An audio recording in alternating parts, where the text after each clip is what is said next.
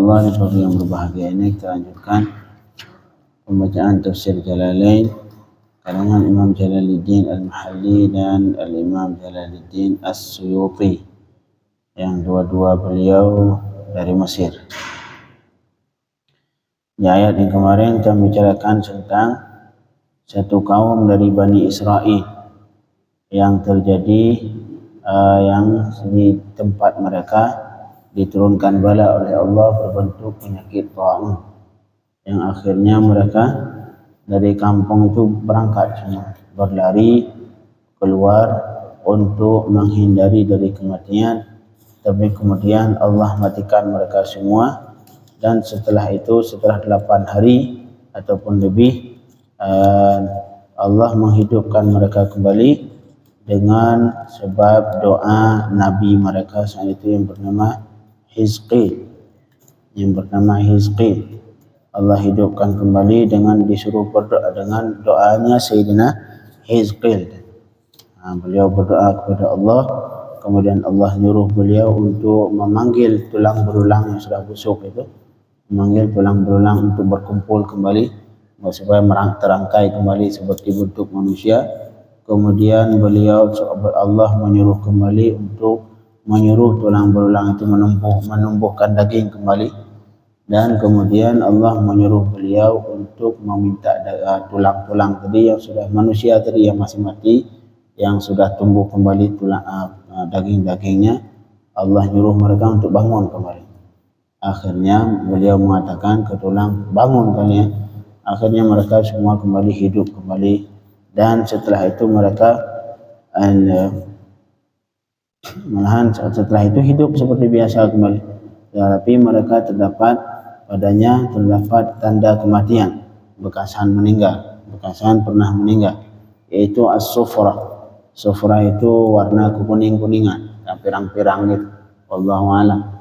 Jadi yang warna-warna pirang itu tanda Yahudi, yang pirang-pirang itu adalah Yahudi, keturunan Yahudi yang sudah pernah meninggal di zaman Hizqil. Di zaman Sayyidina Hizqil.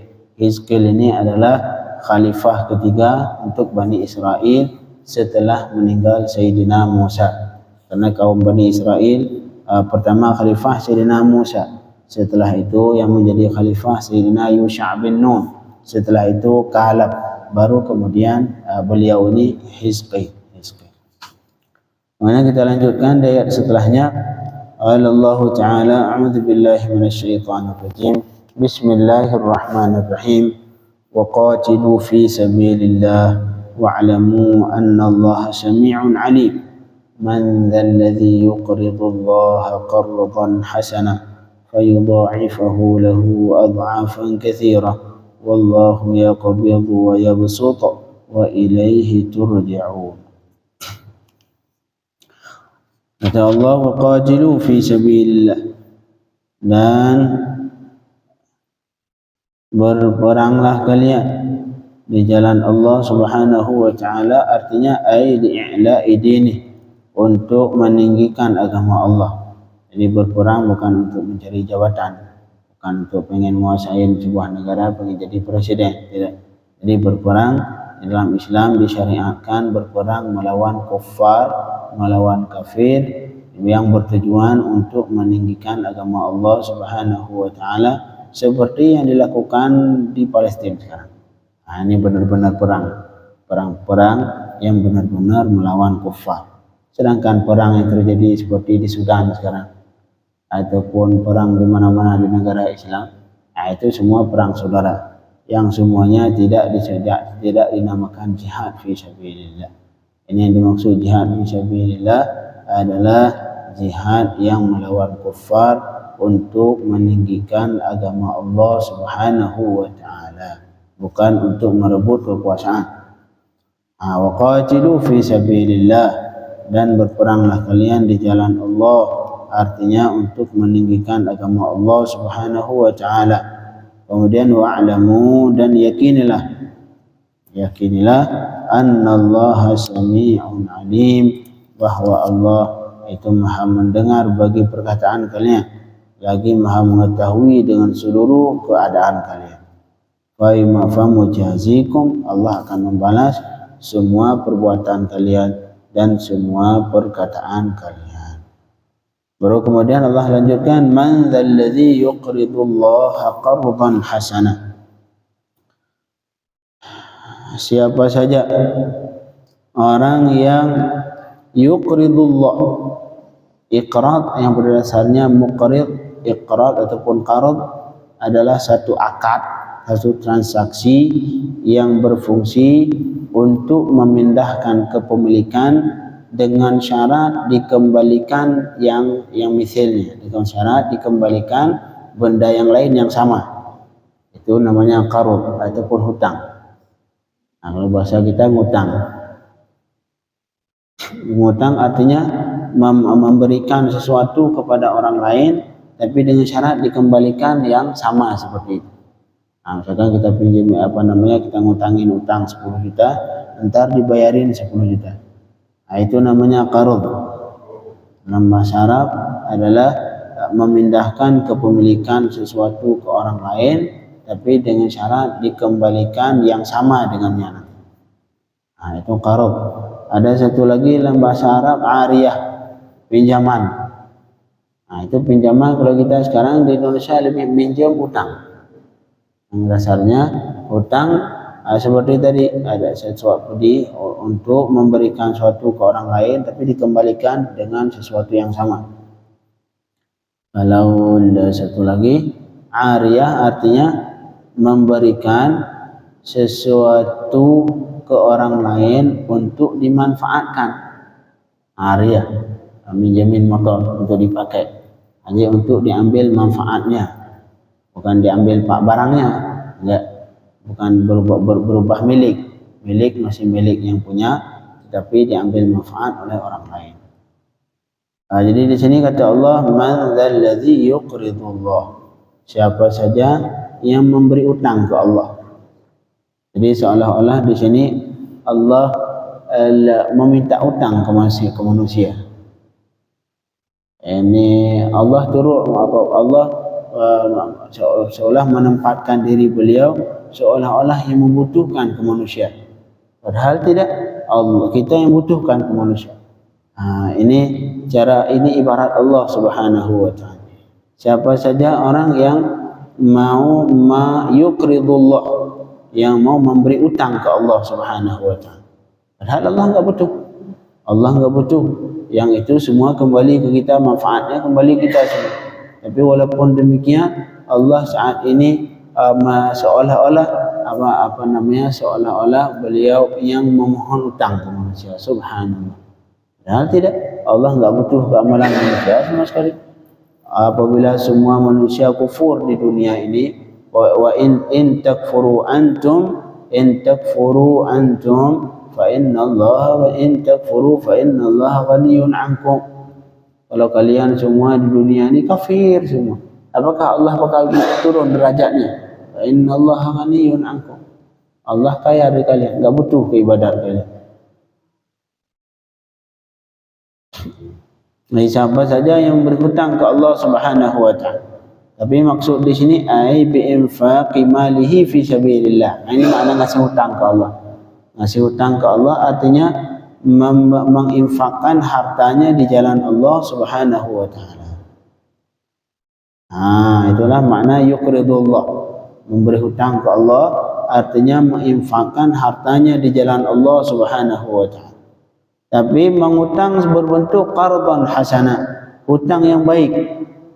Hutang yang baik artinya berinfak di jalan Allah Subhanahu wa taala amti biqalbin, dari hati yang bagus. Bukan mau ngasih dengan tujuan untuk riya. Ngasih tujuan untuk riya ataupun ngasih karena enggak enak sama kawan. Nah, ini enggak, benar-benar ngasihnya amti binafsin. Memang dari hati pengen ngasih, kemudian benar-benar mengharap ridha Allah Subhanahu wa taala. Ini yang dimaksud oleh Allah memberi hutang ke Allah, hutang yang bagus. Artinya berinfak di jalan Allah, berinfak harta di jalan Allah dengan hati yang bagus. Terus apa kalau yang mau mengutang ke Allah? fayudha'ifahu lahu ad'afan katsir. Ini beda halnya kita ngasih hutang ke manusia. Ngasih hutang ke manusia, hari ini kita kasih belum tentu dikembalikan. Tapi kalau ngasih hutang ke Allah dengan cara kita infakkan harta dengan hati yang bersih, fayudha'ifahu, pasti Allah akan melipat gandakan. Ini fayudha'ifahu, ada sebagian qiraat yudha'ifah pakai tasydid, walaupun qiraat Hafs yudha'ifahu, maka Allah akan menggandakan untuknya, lahu ad'afan katsira, baginya orang tadi yang berinfak, ad'afan katsira, akan gandaan yang banyak. Malahan dari 10 sampai lebih dari 700, seperti sebagian ayat di surah Ali Imran ketika kata Allah, alladzina yunfiquna amwalahum fi sabilillah kamathali habbatin ambatat sab'a sanabila fi kulli sumbulatin mi'atu habbah.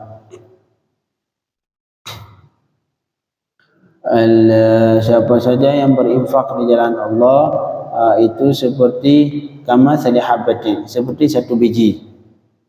Seperti satu biji, ini ibarat kita infak di jalan Allah, seperti satu biji. Kamathali habbatin ambatat sab'a sanabil, yang satu biji itu akan tumbuh menjadi 7 tangkai. 7 tangkai. Fi kulli sumbulatin mi'atu habbah, di setiap tangkai ada 100 biji. Artinya 7 tangkai sama dengan 700. Artinya satu biji kita tanam menghasilkan 700 biji panen. Begitulah bentuk itu sedikit. Dan soalnya di ayat itu Allah katakan kamathali habbatin ambatat sab'a sanabila fi kulli sumbulatin mi'atu habbah wallahu yudha'ifu liman yasha. Allah melipat gandakan ke orang yang kehendaki. Bisa jadi dilebihkan dari 700. Allah kata wallahu yudha'ifu liman yasha, yang pada dasarnya 700. Tapi apakah terbatas 700? Tidak. Wallahu yudha'ifu liman yasha, dan Allah melipat gandakan lagi terhadap ke orang-orang yang disukai oleh Allah Subhanahu wa taala. Lebih dari 700. Inilah fayudha'ifahu lahu ad'afan katsira. Allah akan melipat gandakan hutangnya tadi, hutang orang tadi, lahu baginya ad'afan katsira, akan gandaan yang sangat banyak. Ada yang dari 10 sampai lebih dari 700. Kemudian ketika kita berinfak, apakah berkurang harta atau lebih harta? Wallahu yaqbid. Ini yakini ya, ayat kecil ini. Wallahu yaqbid. Dan Allah yang menahan rezeki. Jadi yang menahan rezeki bukan manusia. Allah yang menahan rezeki.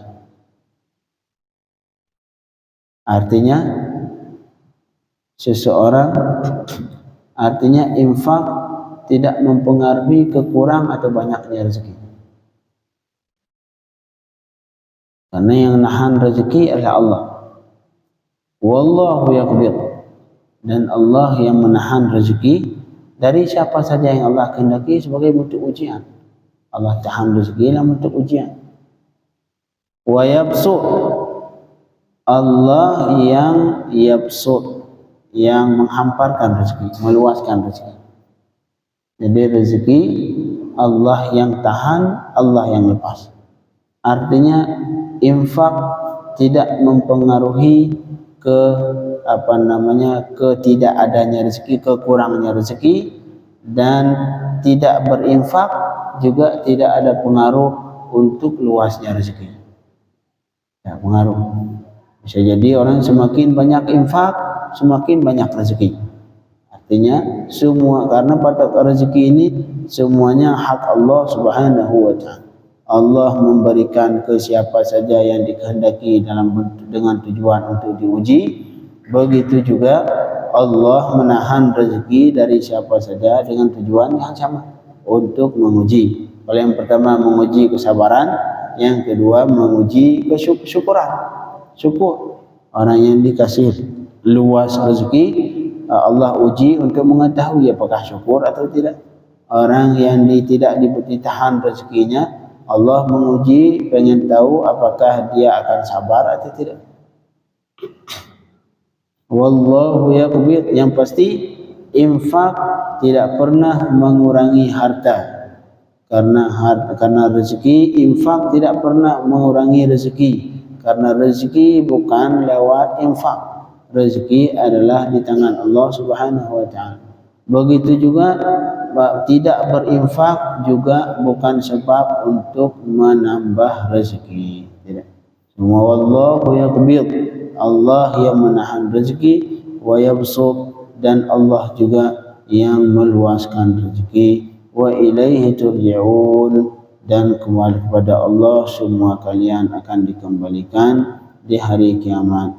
Yang saat itulah fayajazikum bi'amalikum, saat itu Allah akan membalas kalian dengan seluruh amalan yang kalian lakukan.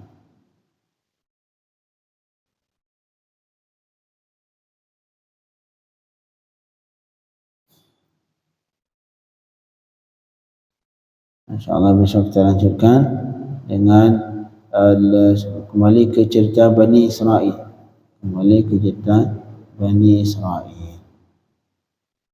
اللهم فقهنا في الدين وعلمنا التأويل. اللهم فقهنا في الدين وعلمنا التأويل. اللهم ربنا زدنا علما وارزقنا فهما برحمتك يا أرحم الراحمين. وصلى الله على سيدنا محمد وآله وصحبه وسلم والحمد لله رب العالمين.